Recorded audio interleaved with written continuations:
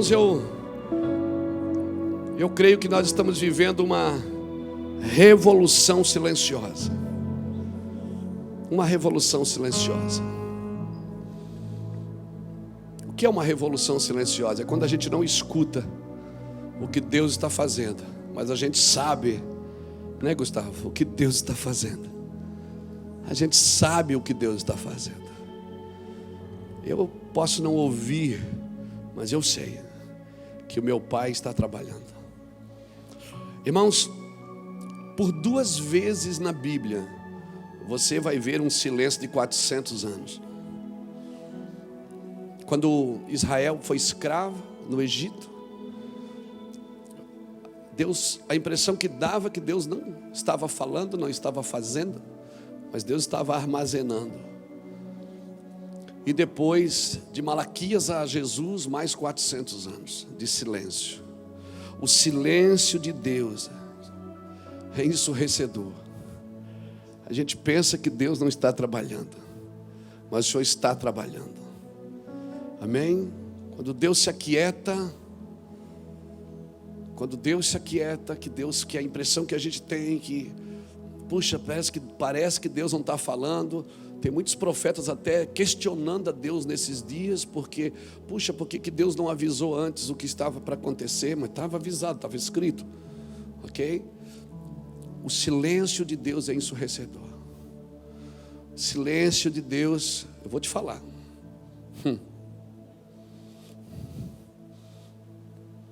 Não precisa levantar a mão. Mas quem assim fazia bagunça em casa e o pai ficava quieto? Não falava. Quando ele levantasse, ele tinha que sair correndo. Quem já viveu isso na sua vida, irmão? Meu Deus. Não precisava brigar. O pai não precisava brigar nada, ele só olhava. E ele levantava, você já sabia, mas ele estava em silêncio.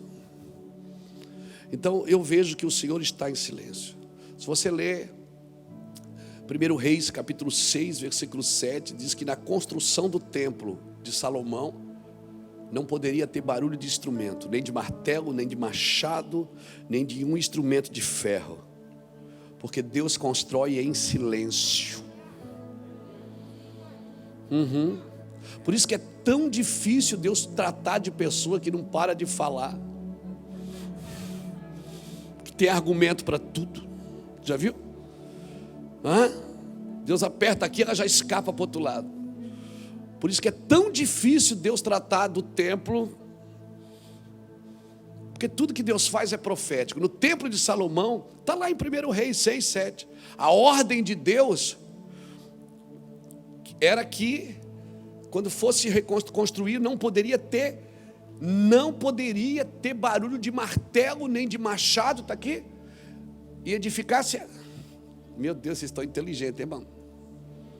Sabido, menino sabido. Diz, e edificavam-se a casa com pedras preparadas, como as traziam, e se edificava de maneira que nem martelo, nem machado, nem nenhum outro instrumento de ferro se ouvia na casa quando a edificava. Então, já que você está bom de texto, bota aí Deuteronômio 27, 5.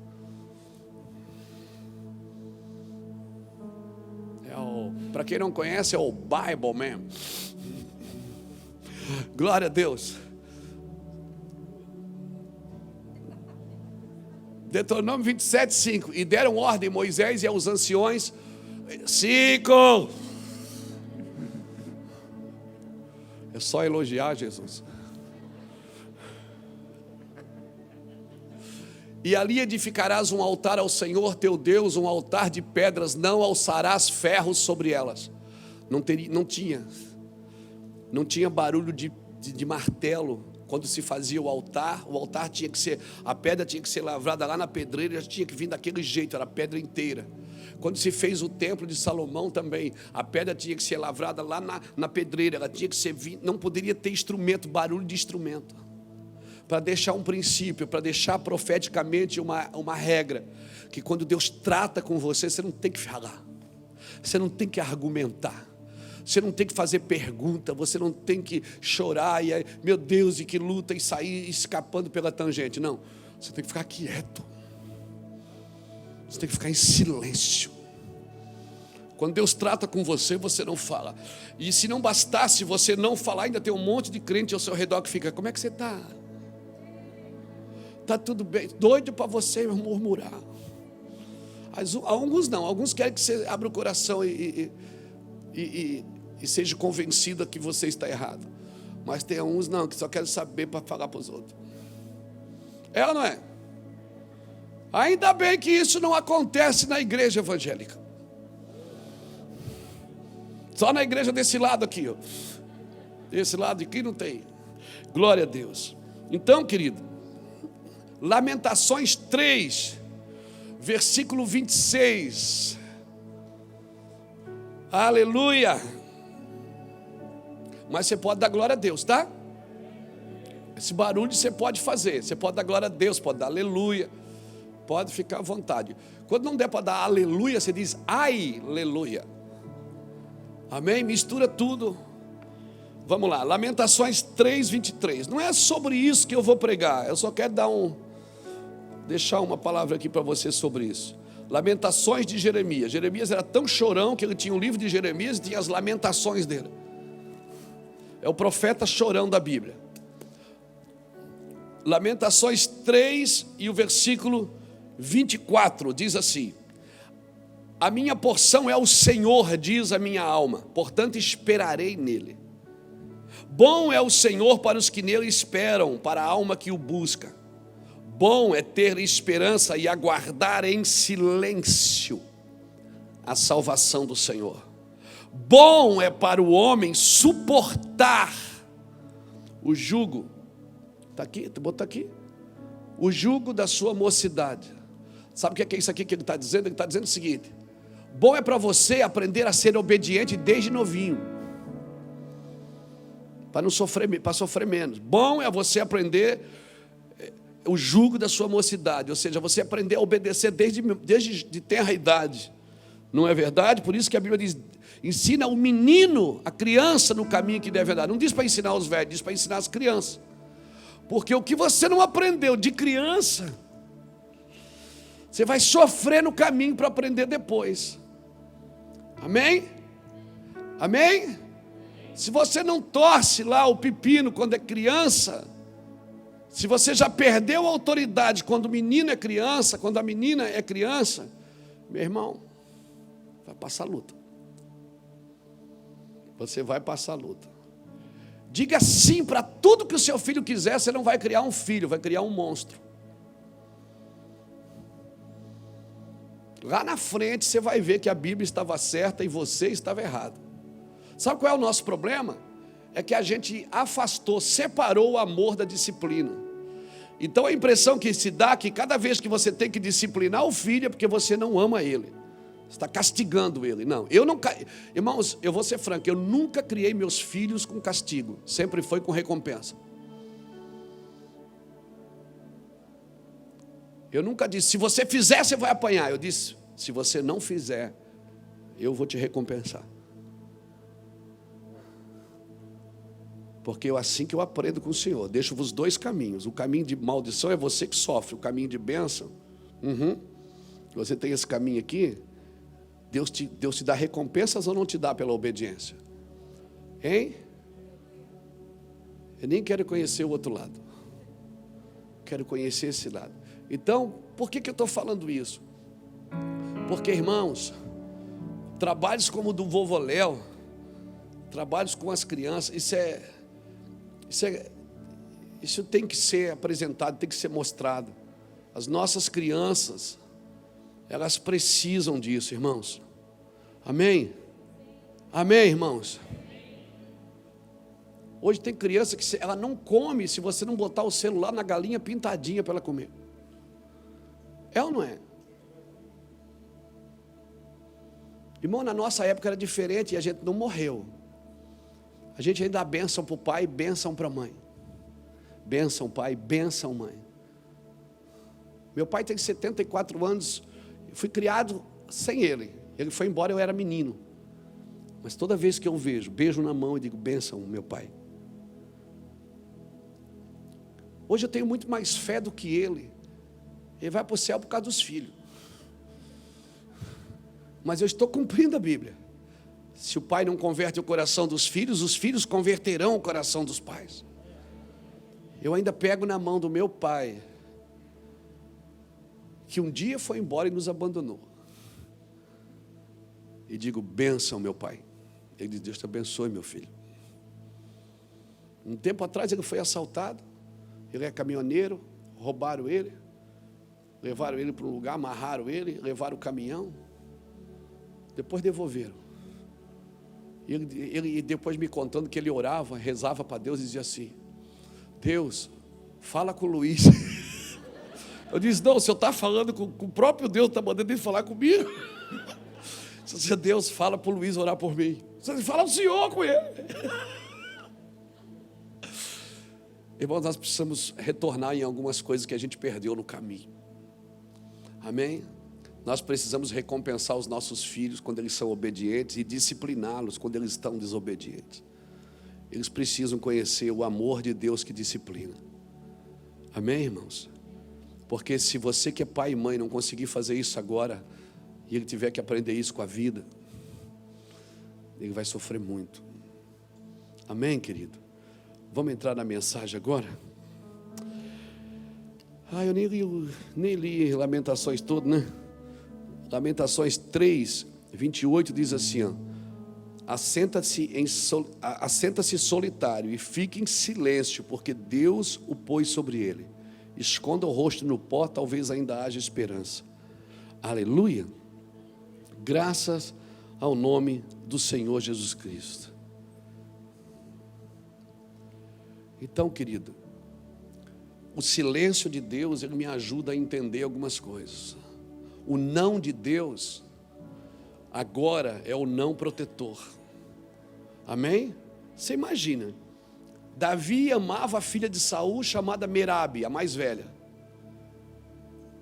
Só que quando ele casa, Davi não dá Merabe para ele, Davi dá Mical. E sabe qual era o problema de Mical? Mical era estéril, ela não gerava filhos. Imagina, não é? Biblicamente, antigamente, quando a mulher não gerava um filho, ela era muito desprezada. Eu acredito que eles não entendiam ainda sobre a adoção, mas era muito desprezada quando ela não gerava filhos. E Mical, agora imagina, Davi era um homem segundo o coração de Deus, ele amava Merabe, mas Deus não permitiu que ele se casasse com Merabe, ele se casou com Mical, e ela, a Bíblia diz que ela era estéril. Imagina. Só que lá na frente, quando os gibeonitas, para retornar a aliança com Deus, pediram 7 filhos da casa de Saul, se Saul tivesse casado com Merabe, teria sido 2 filhos dele, porque foram 2 filhos de Merabe. Então, quando Deus deu uma mulher estéril para Davi, sabe o que ele estava fazendo com Davi? Protegendo ele, para ele não gerar filhos na casa de Saul.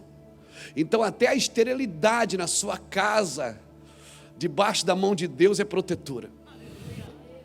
Até quando você não gera dentro da sua própria casa, é símbolo de proteção de Deus. Deus é bom em todo tempo, e Deus faz tudo perfeito ao seu tempo. E se ainda não está perfeito, é porque ainda não é o tempo de Deus para você. Mas a terra está estéril, pastor, lá em casa está difícil, nada dá certo. Quem sabe Deus está te protegendo. Se der certo agora, você desvia. Quem sabe Deus está te preparando para te dar dinheiro, porque se você tivesse dinheiro agora, você já tinha sumido sumido. Amém? Pensa nisso. A bênção do Senhor, ela tem que ser protetora para a sua vida. Por isso ela não pode ser meritocracia, não pode ser pelo seu mérito, ela tem que ser pelo propósito de Deus. Amém, querido? Graças a Deus. O silêncio e a esterilidade te protege. Guarda isso no coração. Então veja bem, para a gente entrar aqui na mensagem. Nós já estamos pregando, né? Já estamos pregando. Veja bem, se lá em Judas, no versículo 9, Judas, no versículo 9, Deus enviou Miguel para salvar, para recolher o corpo de Moisés. Ele mandou o arcanjo Miguel. Se ele fez isso pelo corpo de Moisés, o que é que você acha que ele é capaz de fazer pelo seu próprio corpo? A igreja. Hein? Se ele enviou Miguel para cuidar do corpo de Moisés, por que que você acha que ele é capaz de fazer pelo seu próprio corpo a igreja? Vamos lá então, abra sua Bíblia comigo. Vamos lá. Efésios 3. Vamos falar da igreja que revela a sabedoria de Deus. Vamos falar desse tempo precioso, de você andar naquilo que Deus tem para você. Amém?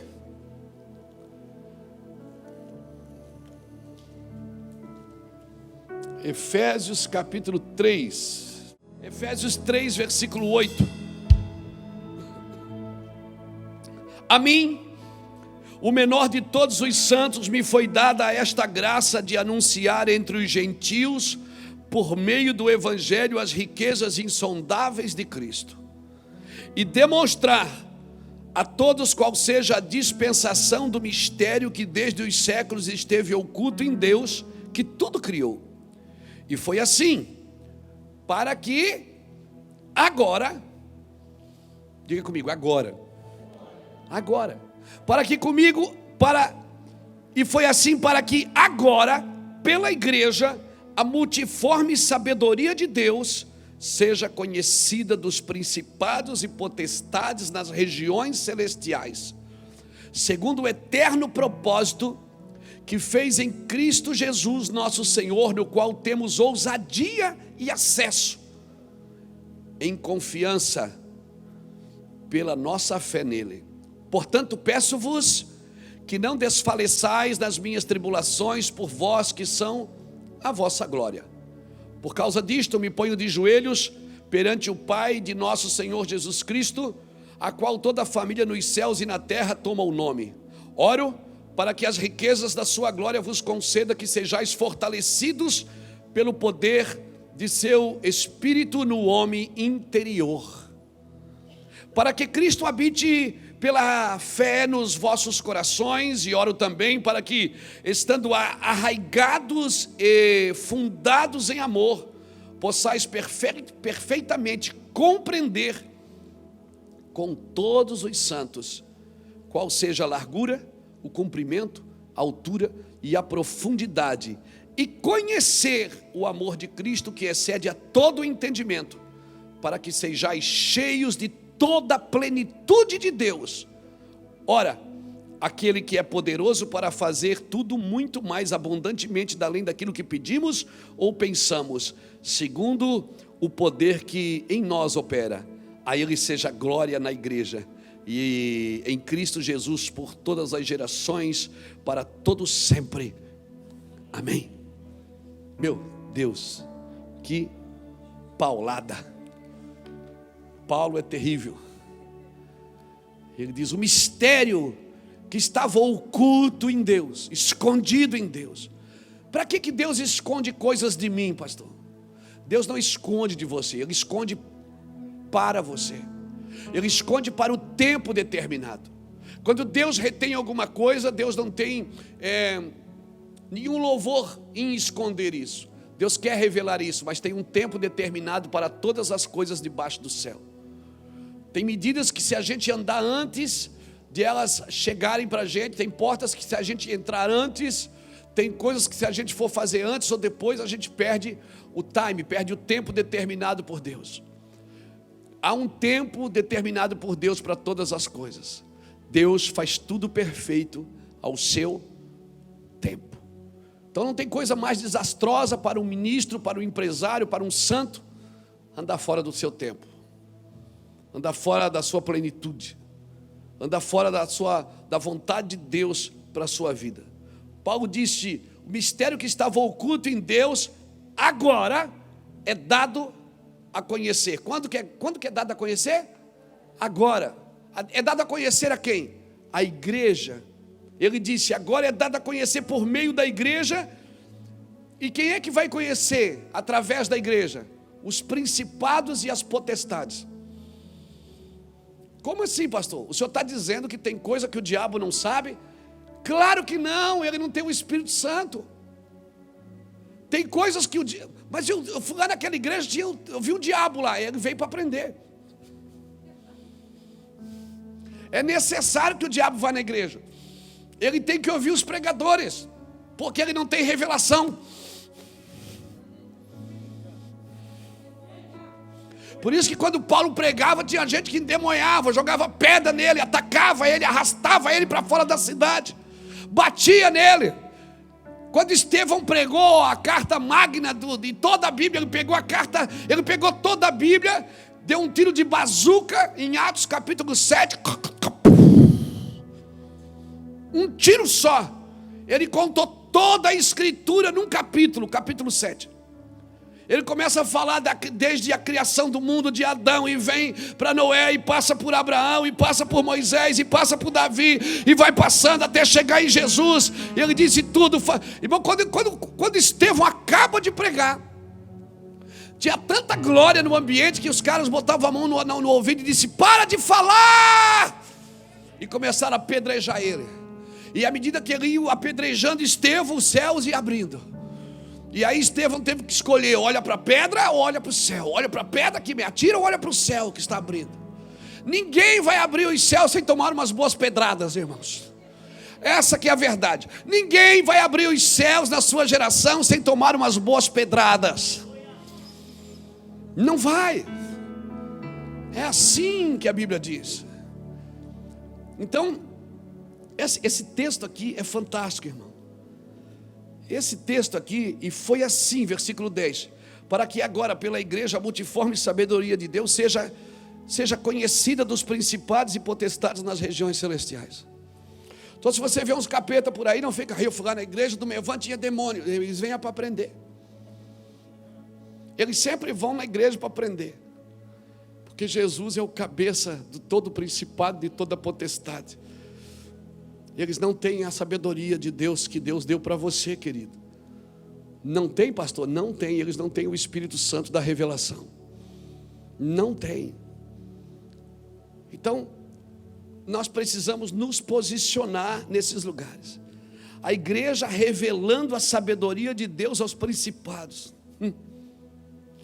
O diabo, você acha que o diabo sabe o que Deus está por fazer?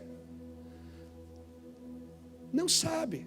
Ele sabe porque está escrito, mas ele não tem a revelação do que está escrito. A igreja, ela existe para revelar os cenários de Deus, querido. Os cenários de Deus. Então, essa pandemia não era para a gente ficar desesperado. Se a gente tivesse se preparado, estudado e lido as Escrituras, a gente estaria hoje vivendo profeticamente. Claro que alguns estão vivendo isso, mas alguns não entenderam isso ainda. Então, transcenda a revelação, querido. Ande para cumprir. Você não vive para fazer, você anda para cumprir. Você vive para cumprir. A sua vida, ela tem um histórico de cumprimento. Você nasceu para cumprimento.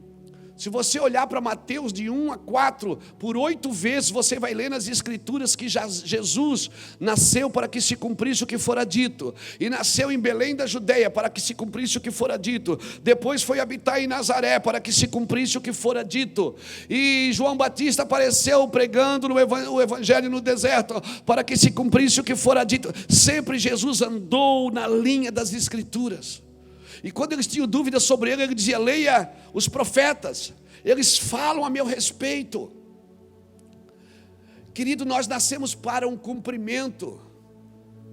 A Bíblia diz no Salmo 139, verso 16, que no seu livro ele escreveu sobre mim sem que nenhum dos meus dias existisse. Deus fez uma biografia sua e você não tinha nem nascido ainda, amigo. Pastor, mas isso é predestinação. Seria se você fosse obrigado a viver. Deus não te obriga, Ele te deu o livre-arbítrio. E isso custou muito caro para o céu, porque você pode rasgar as páginas do seu livro, e você pode perder o que Deus planejou para você. Você pode perder o que Deus planejou. Ninguém pode tirar você daí, mas você pode perder. Alguém tirou Adão do jardim, mas ele perdeu. Ele perdeu. Quando Davi pecou com Batseba, Deus falou para ele através de Natan, disse: querido, amigo, eu te tirei de trás das malhadas, eu te dei riqueza, honra, te dei glória, te dei recurso, te tornei rei de Israel, te dei fama, e se isso fosse pouco, tu terias me pedido, eu te daria mais, mas por que tu fosse fazer isso com a mulher do teu irmão? Deus estava dizendo o seguinte para Davi: eu não posso te ajudar agora. Eu te perdoo, mas eu não posso te ajudar. Isso você vai ter que resolver agora. Por isso que tem situações que Deus não responde, irmão, porque não é Ele que vai resolver, é você. Tem situações que você olha: Senhor, me ajuda. Deus disse: quem tem que resolver isso é você. Obrigado pelo seu amém de máscara. Amém? E pastor, e se eu quiser resolver, tem jeito? Claro que tem, amigo. Você já viu alguém clamar ao Senhor e não ser ouvido? Já viu alguém pedir misericórdia e ser deixado na rua? Um coração contrito e um espírito abatido não desprezará o Senhor nunca. Uma pessoa que vive em arrependimento, como Deus vai desprezar? Ela pode ter feito tudo errado na vida, como aquele ladrão da cruz. Você olhar para o lado e dizer: Jesus, pensa em mim quando o Senhor chega lá na eternidade. Ele diz: hoje nós vamos chegar junto. Hoje tu estarás comigo no paraíso. Jesus não perguntou quantas casas ele roubou, quantas pessoas ele matou, quantas coisas erradas ele fez, porque Jesus, e o outro gritando: ei, tu não é o Cristo? Tinha 2 ladrões, um de cada lado. Um dizia assim: tu não é Jesus, desce da cruz, tira nós também aí, dá uma força. Aí o outro dizia assim: cala a boca aí, rapaz, cala a boca, fazendo de conta que você é o outro ladrão, tá, Mica? Cala a boca aí, Mica. E o outro dizia assim: tu não é o Jesus, tira nós daqui, desce da cruz, tu não é Jesus. E o outro disse: cala a boca, rapaz, ele está aqui inocente. A gente não, a gente mereceu estar aqui. Uau, assumiu. Quando você assume, cara, você pegou Jesus por dentro. Quando você diz: fui eu, Senhor. Por isso que Davi não morreu, porque Natan disse: esse homem és tu. Ele disse: eu pequei com o Senhor, eu vou morrer. Ele não deu desculpa como Saul dizia: não, eu fiz isso por causa daquilo, eu estava inocente. Não, Davi assumiu. Eu disse: eu pequei. E aquele ladrão disse assim: Senhor, cala a boca, rapaz, ele é inocente. Ele é inocente, a gente não, a gente pisou na bola mesmo. Aí Jesus olha, Jesus nem ignorou o outro, porque Jesus não ouve quem quer descer da cruz, ele ouve quem quer entrar no reino.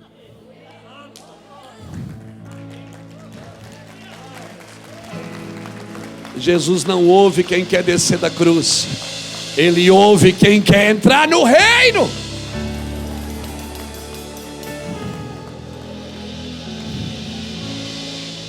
Toma essa cruz aí.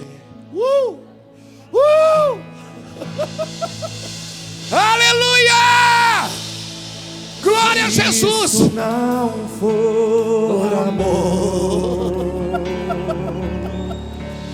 o céu não é real.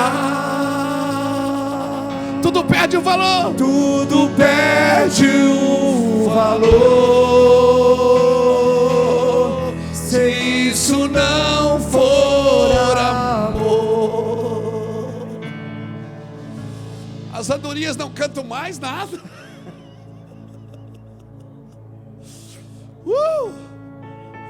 Alguém levanta a mão, dá um glória a Deus aí, gente. Solta um glória a Deus. O céu não é. Sim, Deus. Nós não queremos descer da cruz, Senhor. Nós queremos avançar. Nós queremos entrar no reino com você, Jesus. Sim. Tome a sua cruz e siga-me. Tome a sua cruz e siga-me. Aleluia. Glória a Jesus.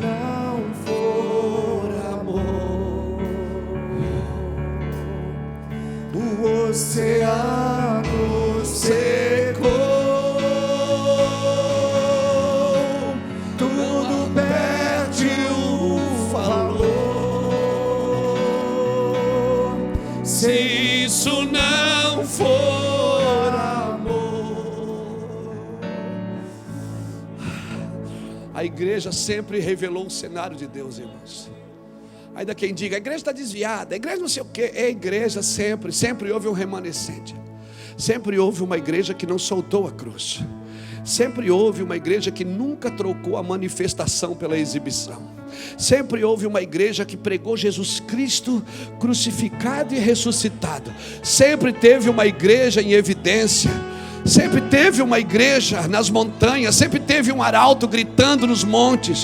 Sempre teve uma voz que clama no deserto, preparando o seu caminho. Sempre teve. Aleluia! Aleluia! Glória a Jesus! A igreja não vai ser gloriosa, a igreja é gloriosa. Transceda essa revelação, querido. Transceda, ande para cumprir o que Jesus disse. Há um tempo atrás, há uns anos atrás, eu acho que uns 10 anos atrás, o Senhor me deu essas palavras. Ele disse: Luiz, ou você anda no meu ciclo, ou você anda em círculo, ou você vive no circo. Eu fui entender isso com o tempo. Ele disse: Luiz, o ciclo é o meu processo. É quando eu sou um homem que de tempo em tempo eu cresço no nível no Senhor. Andar no ciclo de Deus é você respeitar as fases. Amém? Você não andar fora da sua esfera de atuação. É você entender e respeitar o momento. Amém? Respeitar. Tem coisas que não eram para mim. Irmão, eu tenho 53 anos. Eu fui ter casa própria com 49. Até então eu não tinha nada meu. Deus não me permitiu. E eu era feliz, e sou feliz até hoje. Não tinha nenhum carro no meu nome. Por quê? Porque eu estava construindo algo para o meu Senhor. Eu estava manifestando nas nações, alimentando pessoas, trazendo, agregando. Você vê que nosso ministério vai fazer 20 anos, nós não temos igreja própria, nós pagamos aluguel ainda. Por quê? Porque a gente investe em gente. Tem quase 100 pessoas trabalhando. Se fosse só uns 5, 6, a gente já tinha um templo, o maior templo de Santa Catarina. Mas a ideia de Deus para nós é essa. Eu não estou dizendo com isso que quem faz templo é errado. Não, cada um entende o que entendeu. E caminha como entendeu. E eu não morri porque não tinha casa própria. Até a gente ganhou antes, mas Deus mandou a gente imobiliar e dar para alguém. Deus estava treinando a gente a ser desprendido. Deus estava me treinando. Já ganhei 3 casas e já demos. Depois a gente pôde ter a nossa. Carro eu contei até 51. Mas eu só tenho um, eu só preciso de um. Os outros viraram missões, outros a gente deu para missão, para missionários, para pastores que estavam com a gente e não tinham carro. Nós precisamos entender o propósito das coisas. Você está me entendendo? Agora isso não impede. Irmãos, eu tenho 53 anos, eu comprei uma casa, eu troquei uma casa que eu ganhei por essa casa, por esse apartamento, que para mim, humanamente falando, jamais teria condição de morar num lugar como aquele. Pessoal lá dos Estados Unidos, Luiz, pode fazer que a gente vai te ajudar. Se daqui a pouco alguém aparecer uma oportunidade de a gente ter uma terra para fazer a igreja, ele vai no outro dia. Eu e Iraci, a gente é desprendido de tudo, irmão. Diante de Deus. Estou te falando sério, não estou falando isso para você ficar com pena e me dar oferta, não. Nunca ninguém recebeu um telefone de Luiz Hermínio pedindo alguma coisa para alguém. Nunca. Porque orgulho? Não, eu entendi. Eu entendi que é a obra de Deus. E quando eu precisei de bicicleta, Deus me deu uma bicicleta. A Jaqueline. Se tiver alguém com esse nome, por favor, me perdoa. Jaqueline era uma moça que eu estudei com ela no primário, ginásio. Era bem magrinha, parecia um birimbau. Sim, tortinha até. E quando me deram a bicicleta, eu digo: Jaqueline, E pegou Jaqueline. E eles fizeram uma réplica dela, botaram ali no nosso escritório. Todos os dias, antes de entrar na minha sala, eu dou uma olhada na Jaqueline para nunca esquecer de onde eu saí. Ela está ali no nosso escritório. Agora, se algum dia eu precisar de um avião, você acha que Deus não pode dar? Por quê? Porque um avião e uma bicicleta é um pedaço de lata, irmão. Só serve se tiver um propósito. Deus é quem sabe. O que eu quero dizer para você, para viver como igreja, não é problema você ter as coisas, não é, você precisa entender por que Deus te dá. Irmão, quando Deus começa a te prosperar, enriquecer você, te dá sabedoria, riquezas, honra e glória, se preocupe. Você deve perguntar, por que Deus está fazendo isso? Porque na maioria das vezes Ele costuma pedir tudo de volta. É sério? Você diz, Deus está me abençoando. Ele diz, não. Só estou provando seu coração. Porque daqui a pouco vai aparecer a oportunidade de você se desfazer. Como vai ser? Deus não te prova quando Ele, não te abençoa quando Ele dá, Ele te abençoa quando Ele tira. Pedro pescou a noite inteira, não pegou nada, mas também não afundou.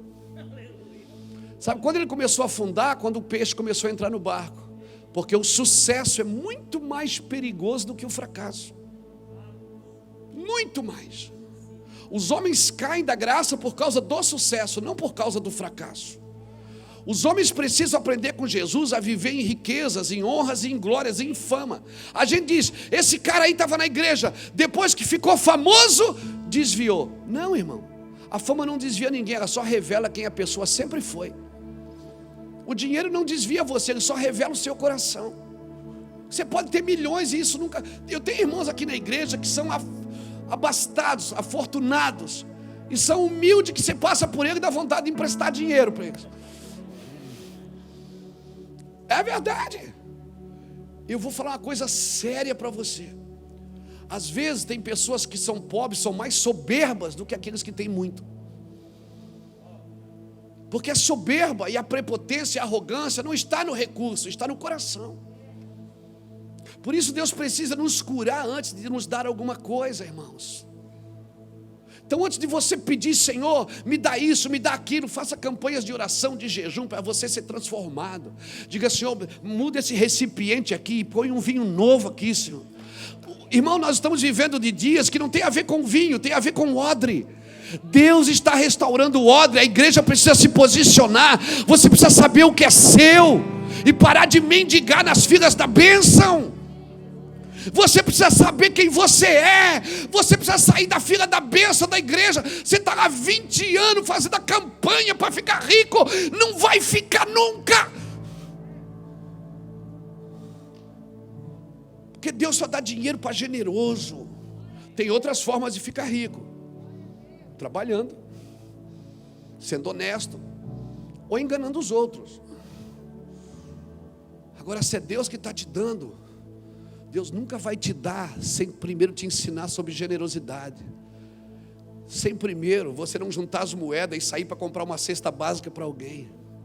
Sem primeiro você compartilhar o pouco que você tem. Tem gente que diz assim, pastor, ora aí para me fechar esse negócio, porque se eu fechar esse negócio vou dar uma oferta para a igreja. Eu digo, irmão, é dizimista? Ele diz, não. Ele diz, então não vou orar. Porque se o cara não é fiel no pouco, ele não vai ser no muito, irmão. Se o cara não é fielzinho no 10 real, no 20 real, se ele não junta moeda para comprar um cachorro quente para alguém que dorme na sua calçada. Irmão, o evangelho é para quem dorme na cobertura e para quem dorme na calçada, meu irmão. O evangelho tem que curar o mendigo e tem que curar o milionário.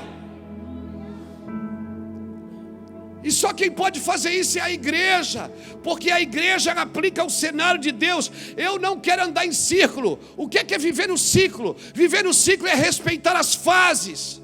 De tempo em tempo você vai subir de nível. Estou declarando. Isso, pega, amém. De tempo em tempo você vai subir de nível, se você estiver obedecendo a Deus no nível que você está.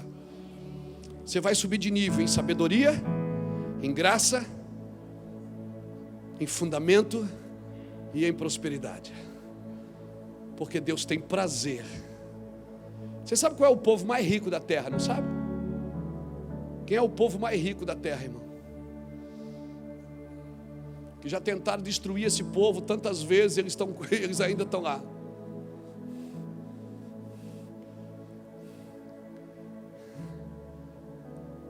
Por quê? Por causa dos princípios. Eles aplicam os princípios da Torá, das Escrituras. Então diga comigo, ciclo. Ciclo é você respeitar as fases até que o nível que Deus tem para você alcance você. Círculo, diga comigo, círculo. Andar em círculo é você ser prisioneiro de uma rotina, escravo da religião. Você faz todas as suas tarefas religiosas e você acha que isso está fazendo você crescer. Não está, só está te aprisionando. Por que tem gente que ora dia e noite e nunca prospera? Irmão, tem gente que não sai das orações, tem gente que não sai do monte. Tem gente que está orando dia e noite, está no monte dia e noite. Por que não prospera? Porque não aplica os princípios. Vai orar a vida inteira, nunca vai ter recurso para ajudar alguém. Não, mas tem gente que Deus não quer que prospere. Não, isso é discurso de quem não pratica os princípios de Deus. Fique tranquilo, não vou fazer outra oferta. Fique tranquilo. Estou tentando abrir seus olhos, irmãos. Abrir seus olhos em generosidade. Amém? Eu falei para você de 51 carros que eu já ganhei, mas um dia eu tive que dar minha bicicleta. Aquela mesma bicicleta, a Jaqueline. Eu e a Jaqueline divorciamos. Eu estou sentado na igreja. Sentou um irmão na minha frente. Encostei minha bicicleta, estou lá, sentadinho. Minha bicicleta tinha uma caixa de verdura amarrada atrás, onde eu fazia campanha de alimento na rua. Batia nas portas, que nem a testemunha de Jeová faz. Pai do Senhor, irmão, Pai do Senhor, meu nome é Luiz Hermínio, sou da Viatura do Amor, eu trabalho com jovens em recuperação de drogas. Eu falava tudo em 3 segundos. Tinha uns que diziam, vai-te embora, rapaz. Ei, eu te conheço. Disse, não, não é mais eu.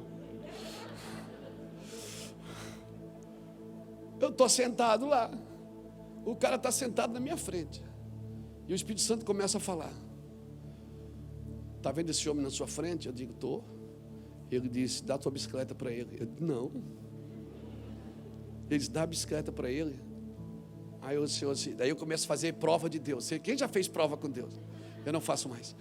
Eu dizia assim, ó, eu vou fazer uma prova com o Senhor. Então, Deus, o Senhor começou a dizer assim, ó, ele é padeiro, ele trabalha de madrugada. E ontem roubaram a bicicleta dele. E ele precisa da bicicleta para ir trabalhar de madrugada.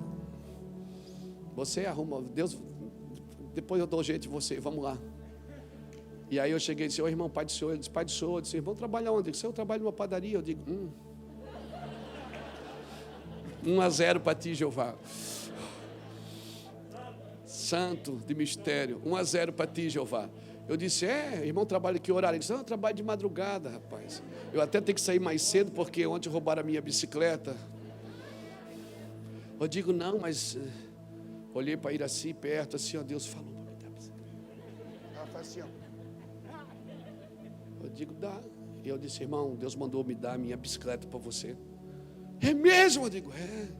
Cara, e você? Eu digo, não, depois ele vai ver o que vai fazer comigo, eu não sei. Eu vou obedecer, a minha história é outra. Irmão, desamarrei a caixa de verdura e vim para casa com a caixa de verdura. No outro dia, 2 dias depois, tinha culto. Quem é que chega na igreja? Pastor Lapa. Saindo do kardecismo. Pastor Lapa. Meu amigo de infância. E aí, ô Luiz, ô Mino, me chamava de Mino. Ô Mino, tudo bem, tudo bem, tudo bem. E aí, cara, como é que você está? Eu disse, estou bem. E aí, você está fazendo o quê? Eu digo, eu estou fazendo a obra de Deus. Como é que é fazer a obra de Deus? Eu faço isso, aquilo, tá? Como é que você faz? Eu digo, até ontem era de bicicleta. Ele disse, cara, eu queria estar contigo aí, quero me envolver. Irmão, ele se envolveu para sempre. Pastor Lapa se envolveu para sempre.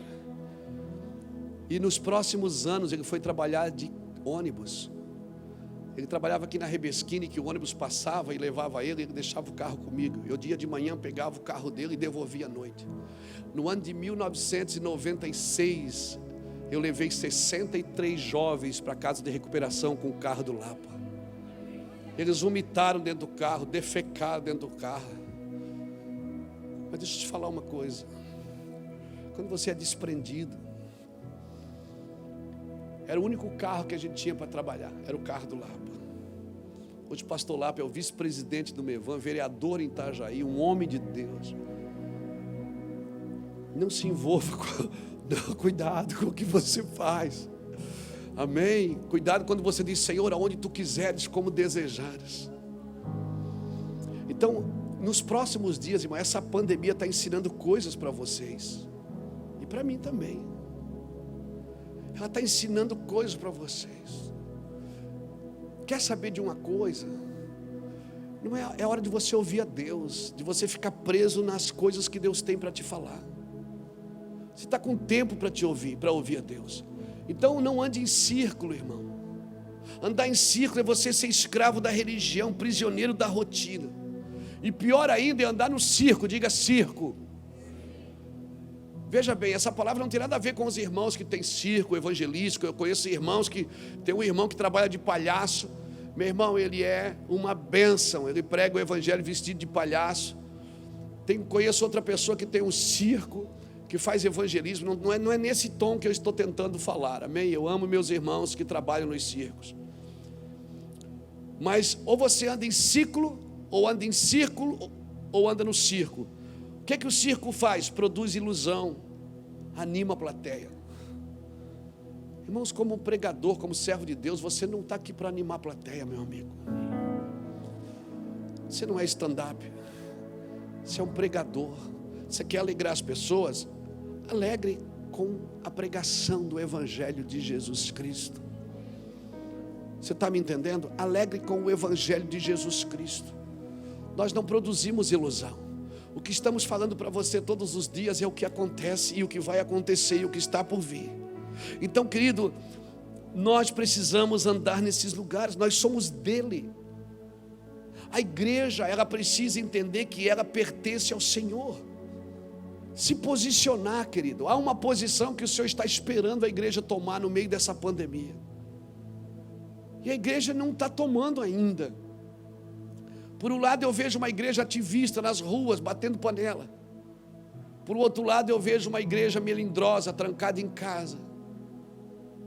Nós precisamos entrar nas regiões celestiais, onde Cristo está sentado.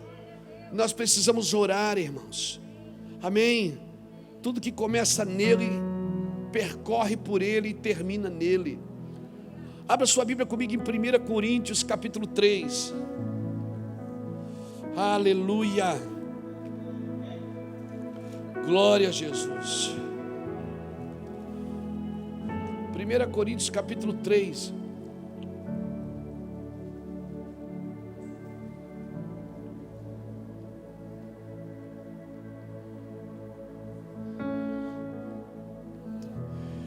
Aleluia. Aleluia. 1 Coríntios capítulo 3 e o versículo de número 18 diz assim: ninguém se engane a si mesmo. Pegou? Ninguém se engane a si mesmo. Se alguém dentre vós se tem por sábio neste mundo, faça-se louco para se tornar sábio. Faça-se louco para se tornar sábio. Sabe que Deus está convidando você? Você precisa acreditar em coisas que ninguém acredita. Você precisa ser fora da casinha. Amém? Você precisa ser noiado. Que isso? É isso. A sua fé está tão intelectualizada que se Deus não se explicar, você não aceita nenhum milagre. É como se Deus tivesse que se explicar do milagre que Ele está fazendo. Porque se eu não entender, eu não desfruto. Desfruta, meu amigo, mergulha, pula sem paraquedas, se Deus está te convidando. Se o Senhor quiser, eu quero. Deus pega um homem, leva no meio do cemitério e pergunta para ele: pode viver ossos? Eu disse: se o senhor quiser, pode. O senhor disse: então profetiza para eles. E ele disse: ossos secos vivam. O senhor está te convidando para se tornar louco. Essa fé intelectualizada, esse dualismo grego, que separou o secular do sagrado, que domingo você é sagrado, segunda você é secular. Não tem lugar para secularismo, para quem serve a Deus. Você é sagrado em todo canto, em todo momento.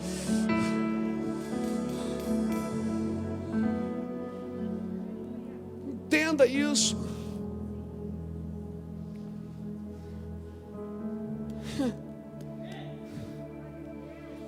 Cadê os homens que assumem as responsabilidades, irmãos? Se olha para o capítulo 3 de Daniel, nós falamos isso aqui ontem no café de pastores. Foi doido demais o café. Doido. Nabucodonosor manda fazer uma estátua de 3 metros não tem mais, tem uns 6, 7 metros de altura, de ouro, toda de ouro, e todo mundo tem que se prostrar diante dela. Todo mundo se prostra, eles olham assim ao redor, tem 3 meninos de pé: Ananias, Misael e Azarias, Sadraque, Mesaque e Abednego. Aí as pessoas: não vai prostrar isso? Eu não, eu tenho Deus. Mas tem fogo. Então, mas tem fogo aqui também. Mas tem fornalha de fogo, mas tem fogo aqui também, meu filho. Levaram eles da presença do rei. O rei disse: vou dar mais uma chance para vocês. Vai tocar trombeta, vocês têm que se prostrar. Eles: não, rei, não perde teu tempo não, a gente não vai se prostrar.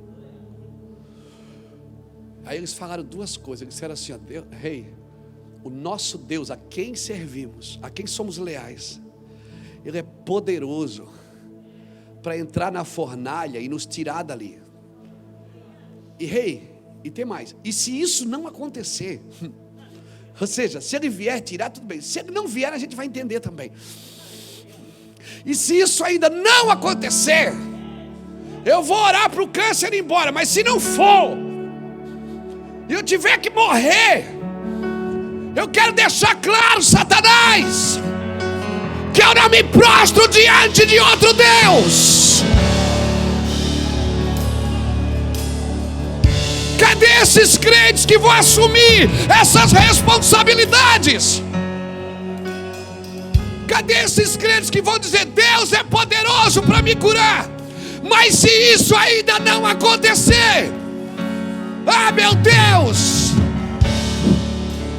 saiba-se o rei, que não adoraremos outro Deus. Somente o Senhor adorarás, e somente Deus, a Deus se prostrarás.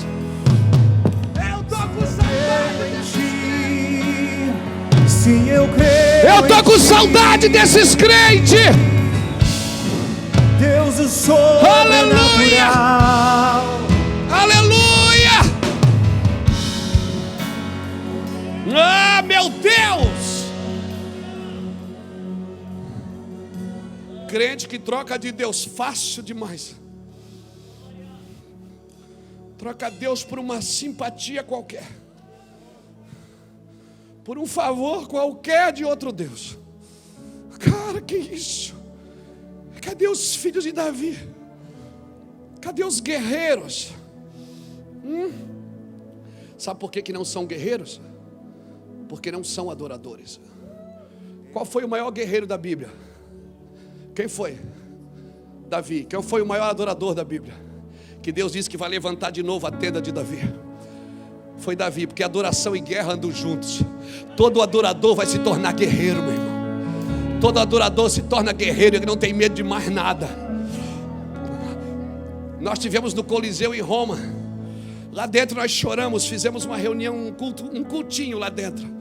Choramos lá dentro das arenas e dizemos: Senhor, nos dá o mesmo sentimento que esses homens tiveram, que viram seus filhos sendo devorados por leões e cantavam aleluia, glórias a Deus, que morriam cantando ao ponto de os reis ficarem doidos e diziam: mata o pai também, mata a mãe também. Matava um, nascia 100 no outro dia. Eu estou com saudade desses crentes, irmão. Crente meia boca que muda de igreja por qualquer coisa. Crente boquinha que qualquer coisa, eu não vou mais naquela igreja que eu não gosto daquele irmão, senta longe. Vai no outro culto só para não encontrar o outro.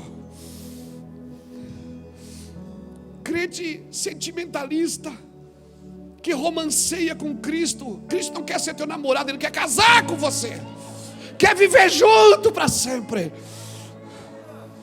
Ele não quer pegar na mão e passear no shopping.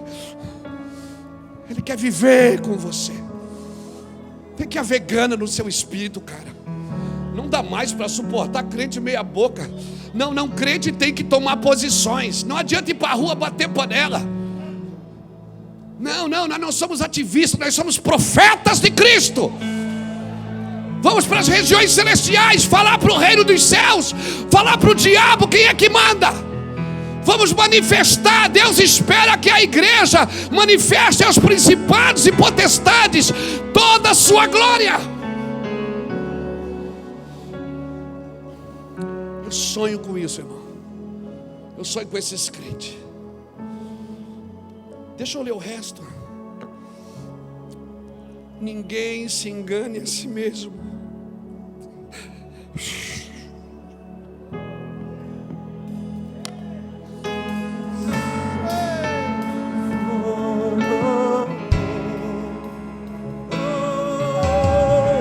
Deixa o teu rio fluir, deixa o teu vento soprar, deixa o teu fogo até me consumir.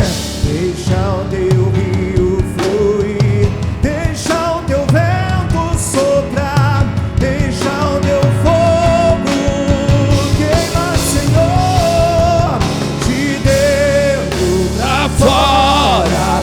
Vem queimar em mim, de dentro pra fora, até me consumir. De dentro pra fora, vem queimar em mim. De dentro pra fora, até me consumir. Abra os meus olhos. Sim, Senhor, nos dá músculos espirituais. Afia as nossas espadas, Senhor. Sim, Senhor. Sim, Senhor. 1 Coríntios 3,18: ninguém se engane a si mesmo. Se alguém dentre vós tem por sábio neste mundo, se faça louco para se tornar sábio, pois a sabedoria deste mundo é loucura diante de Deus. Como está escrito: ele apanha os sábios nas suas próprias astúcias. E outra vez: o Senhor conhece os pensamentos dos sábios, os quais são vãos. Portanto, ninguém se glorie nos homens, tudo é vosso. O que é seu? O que é seu, Ney? Tudo! Como igreja eu tenho que influenciar o quê? Tudo! Como igreja eu influencio a política, influencio o esporte, influencio a arte, influencio a educação, influencio a saúde, influencio tudo! Tudo! Cadê os agentes de Deus que vão influenciar todas as áreas da vida? Tudo!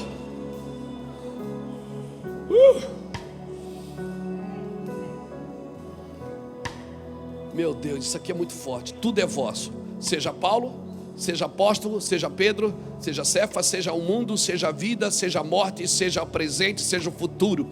Tudo é vosso. Tudo é vosso. E vós de Cristo, e Cristo de Deus. Eu posso ler isso aqui em outra tradução? Posso? na tradução mais contextualizada para os nossos dias, só para você se ligar, diz assim: não se engane, não achem que são sábios apenas porque acompanham os noticiários. Melhor ser os desinformados de Deus.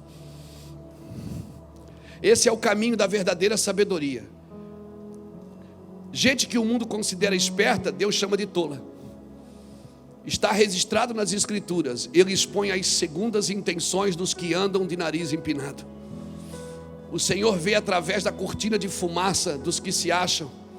Não quero ouvir nenhum de vocês contando vantagens acerca de vocês mesmos, nem de ninguém. Tudo já é de vocês. Assumam os seus lugares.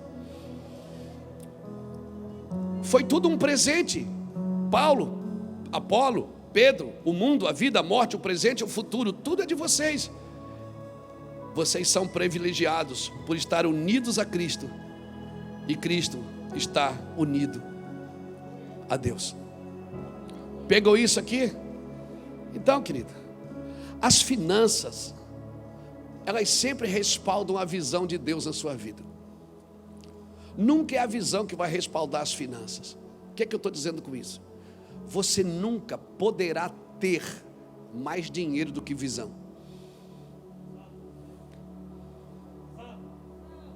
Nunca. Porque se você tiver mais dinheiro do que visão, a visão vai querer servir o recurso, e é o recurso que serve a visão. Então, me dá o recurso, Senhor. O recurso está sempre dentro do propósito. Se você entra no propósito, o recurso aparece. Sabe por que muitos estão sem recurso? Porque estão fora do propósito. Então o que eu faço? Entra no propósito. Porque Deus respalda o que Ele chama. Aí você diz assim: não, mas Deus me deu uma missão. Não, Deus não te deu uma missão. Deus deu você para a missão dEle. Não, mas Deus me deu um chamado. Não, Deus não te deu um chamado. Deus deu você para o chamado. Não é o chamado que é seu, é você que é do chamado. Porque não é o chamado que te serve, é você que serve o chamado. E se você estiver servindo o chamado, nunca vai faltar dinheiro, emprego, recurso, condição, saúde para fazer o que Deus te chamou para fazer. Alguém levanta a mão e dá um glória a Deus. Dá um glória a Deus. Dá um glória a Deus. Eu quero ouvir você dando glória a Deus. Glória a Jesus. A terra produzirá os seus frutos. Mas por que a terra não produz, pastor? Porque a terra só responde homens alinhados com o céu. Venha o teu reino. Paizinho, seja feita a tua vontade, Paizinho, aqui na terra, como é feita no céu. Céus só respondem homens alinhados com propósito. E homens alinhados com propósito têm períodos de silêncio. Tem período, Marcelo, que o martelo não faz barulho. Porque Deus está construindo esse homem para receber a sua glória. Não houve-se um barulho de martelo dentro do templo. Mas quando a Bíblia diz que eles terminaram o templo, depois você lê 1 Reis capítulo 8 inteiro, leia. A Bíblia diz que quando os sacerdotes foram trabalhar no templo, botaram as coisas no templo, eles não conseguiam ficar de pé. Eles tentavam ministrar e a glória vinha, eles caíam. Porque quando Deus está ministrando, nenhum homem consegue ministrar, meu irmão. Quando é Deus que está fazendo, nenhum homem consegue discernir isso. Então o que Deus quer é que você deixa Ele preparar o altar em silêncio. Fica quieto. Deixa Ele falar. Como ovelha muda, Ele foi levado ao matadouro. Como ovelha muda, Ele caiu na mão daqueles que os toscanejavam. Seus tosqueadores. Escute te falar uma coisa. Como ovelha muda, Ele foi levado. Ele não retrucou. Ele não acusou, nem aqueles que o cuspiram e esbofetearam. Ele dizia: Pai, perdoa-os. Aleluia. Enquanto eu e você não aprender a ser ofendido,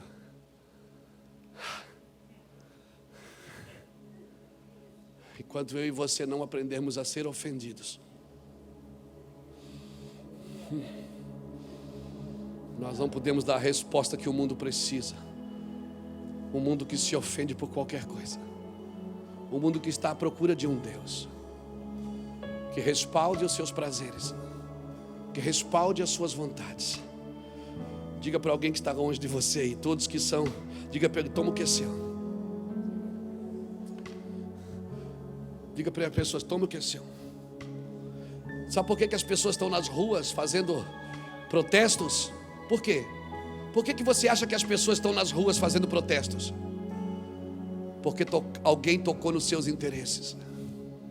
Quando alguém toca nos seus interesses, nós vamos para a rua protestar. Por isso eu preciso conhecer o que é meu. Porque se eu conheço o que é meu, eu conheço com quem eu estou lutando. Eu conheço meus adversários. O avivamento que eu espero não vem de Brasília, não vem do próximo presidente. Eu amo o meu presidente, o meu governador, o meu prefeito, os amo, mesmo não concordando com algumas atitudes.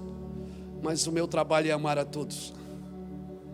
Eu amei quando era outros presidentes, outros governadores e outros prefeitos. Amei, orei e chorei para que Deus abrisse os seus corações e as suas mentes. E continuo fazendo o mesmo, porque essa é a minha posição. Eu sei quem eu sou. Quando você sabe quem você é, você sabe com quem você está lutando. E quando você sabe com quem você está lutando, você sabe que armas precisa usar. As armas da nossa milícia não são carnais, elas são poderosas em Deus, que derruba todos os raciocínios e todos os pensamentos que se levantam contra a sabedoria de Deus, contra a glória de Deus. Essas são as armas da igreja. Levanta a mão assim, ó, pega a sua espada. Não é bobeira não. Pega a sua espada aí comigo e diga: Senhor, me capacita com as armas espirituais para os próximos dias. Senhor, me capacita com armas espirituais para os próximos dias. Senhor, me capacita com armas espirituais para os próximos dias. Sim, os principados e potestades vão saber quem é que manda em todas as nações da terra. Tome o que é seu. Tome o que é seu. Tome o que é seu. Tome o que é seu. Ele não estava pendurado numa cruz. Ele ressuscitou. Ele está vivo e com poder e glória voltará. Ele não é mais um bebê na manjedoura. Ele não está mais pendurado numa cruz. Ele ressuscitou, Ele está vivo e com poder e glória voltará. Incendeia, incendeia, incendeia tua noiva. Incendeia, incendeia, incendeia tua noiva. Tudo é seu.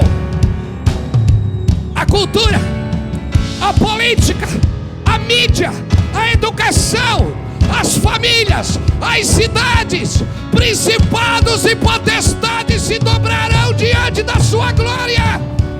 Tudo é seu. Sim, tome o que é seu hoje, cristão. Tome o que é seu hoje, tome o que é seu. Se tu não sabes o que é teu, o que é seu, estás lutando por qualquer coisa. Se tu não sabes o que é seu, estás lutando por coisas que não te pertencem. E sabe de uma coisa? Se tu não sabes o que é teu, tu não lutas pelo que é teu. E se tu não lutas pelo que é teu, o inimigo tomará, porque ele não terá adversário.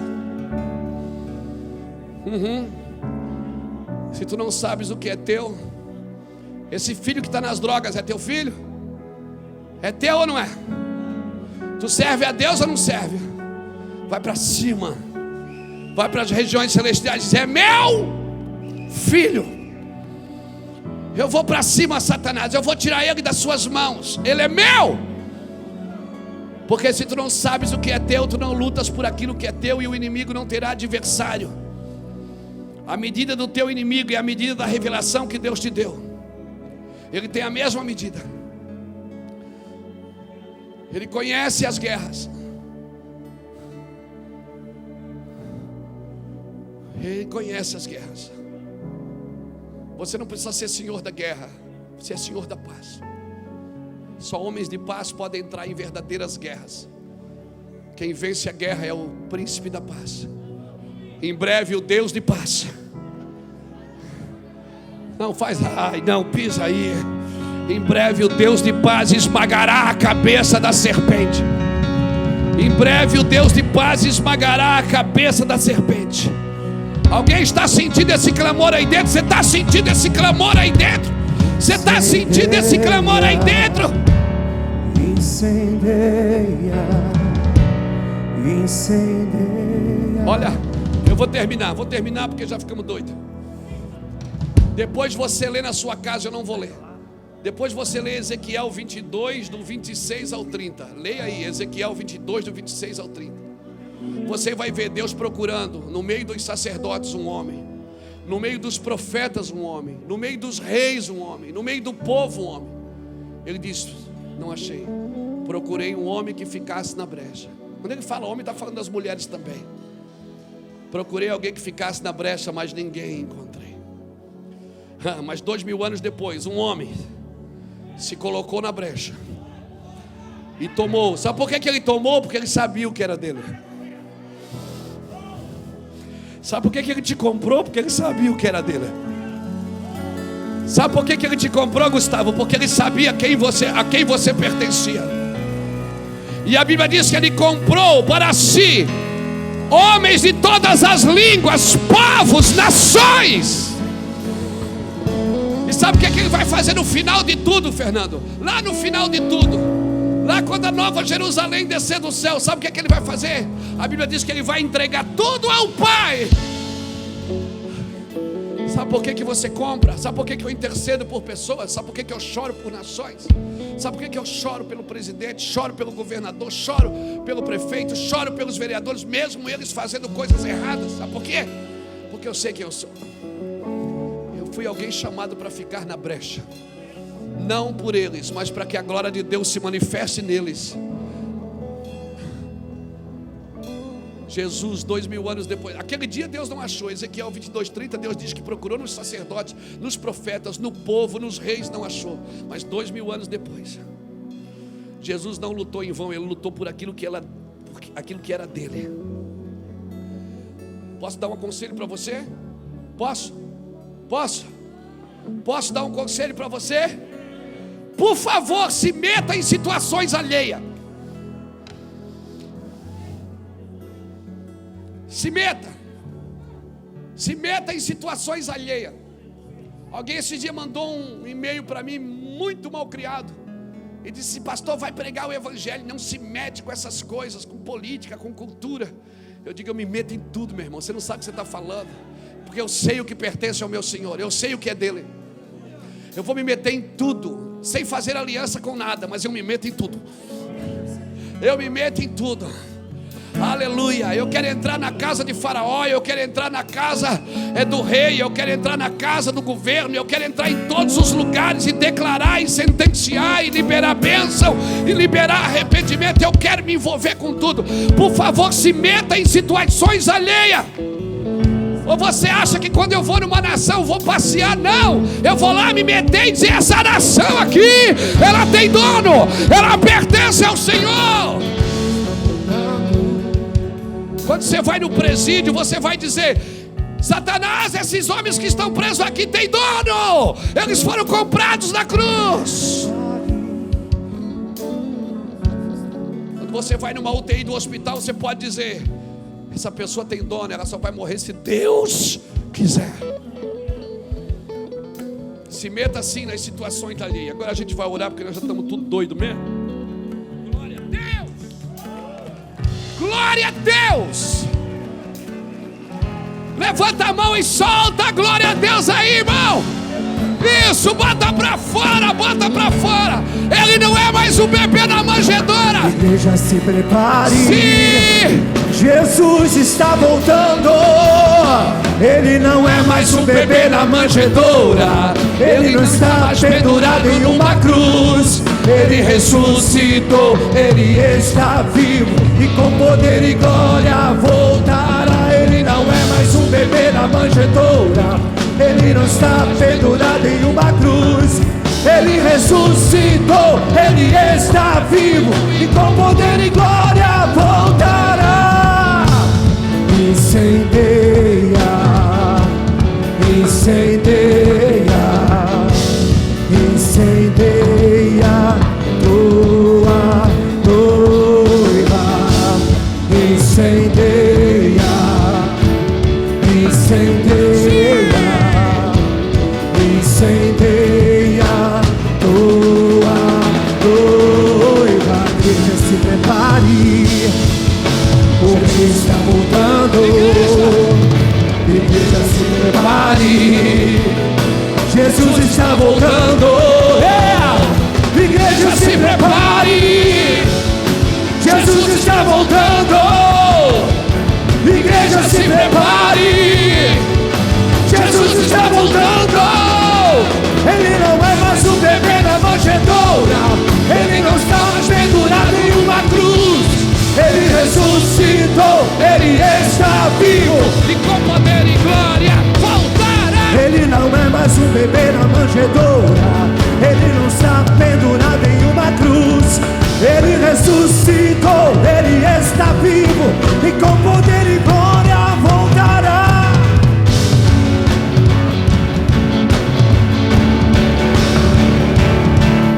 Clamamos, incendeia a tua noiva, Senhor.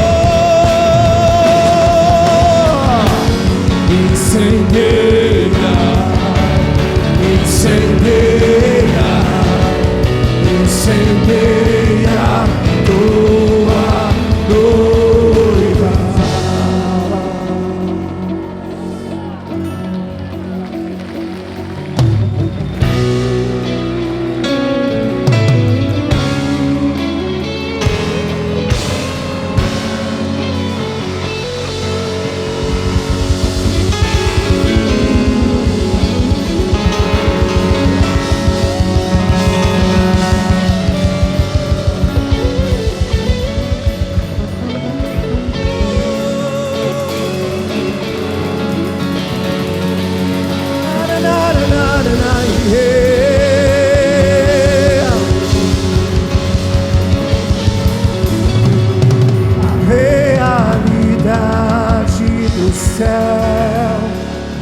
Deste lugar,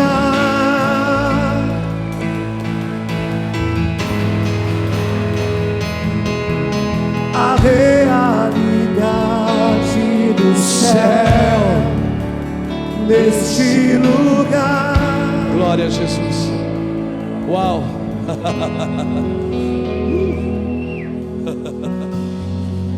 Como é bom você saber quem você é, não?